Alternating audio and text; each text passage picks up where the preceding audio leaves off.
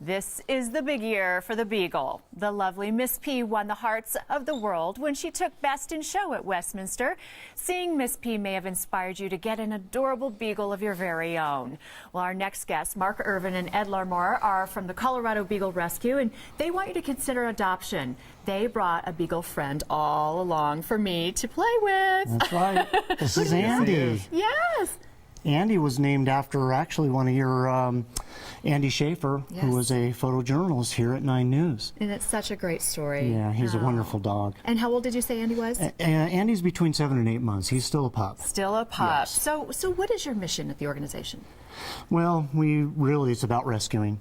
We have a lot of dogs that come to us that are in need of good homes, good quality homes with lots of care, and we make it a point to get all of them that we possibly can and get them into good places. And why Beagles? Look at them.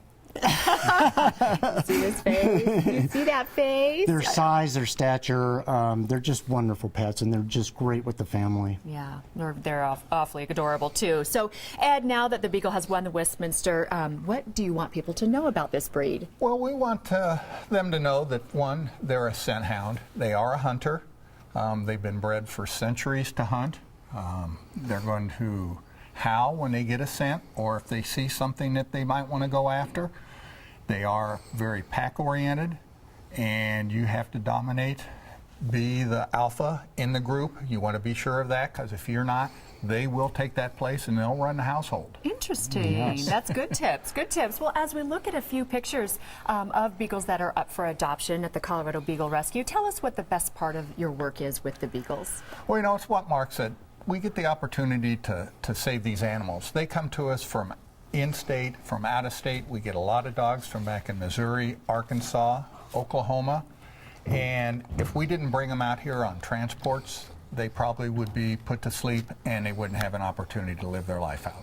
Okay, that's good to know. So who would make a great pet, or a great owner? Not a great pet for Andy.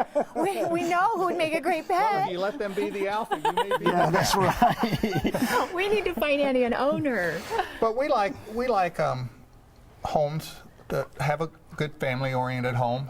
We like to do home checks on all prospective homes and make sure they have at least a 4-foot fence, and that they'll be good dog owners to them. And we want someone that's going to want them for the rest of their life. That's great. That's great. Okay, this part I couldn't believe, but Andy has his own wine. He does. All right, tell me about that. I need to know. Well, it's not actually, we don't get in a vat and stomp grapes. Okay, this is good. And the dogs don't either. They don't do that either.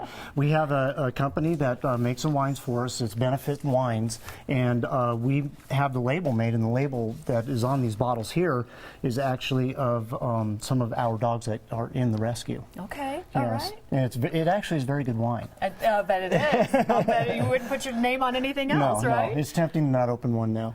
No, I know, but Andy's here and he's a youngster, so we Yes. won't do that. So what can we all do to help the mission? Well, what we do here right now, just getting the word out that we have Beagles here in Colorado, and Colorado Beagle Rescue is here to help. Colorado Beagle Rescue is really, it's a family.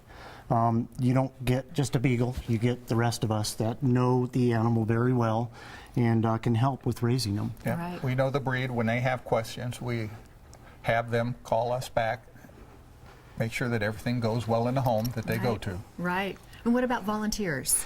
Volunteers are always needed, especially fosters. Our dogs aren't in shelters. They all go to foster homes until they go to their permanent home, and that's the big one, is really getting volunteers for that.